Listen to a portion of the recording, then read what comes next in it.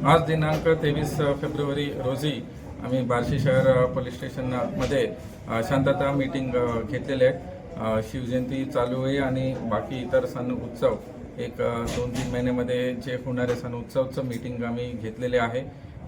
काल एक इन्सिडेंट झाला होता बार्शी शहरामध्ये। ते इन्सिडेंट विजिट आम्ही करून काही लोकांना आम्ही विचारले की मूळ कारण काय होतं।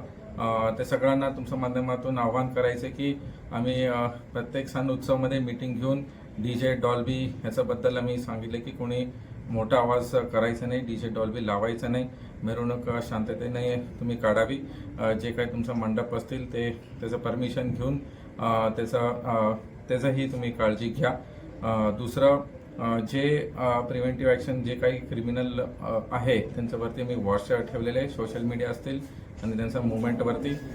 तर कृपया त्यांच्यावरती आम्ही प्रिव्हेंटिव्ह ॲक्शन आणि इतर कारवाई हद्दपार वगैरे तसं कारवाई आम्ही केलेली आहे।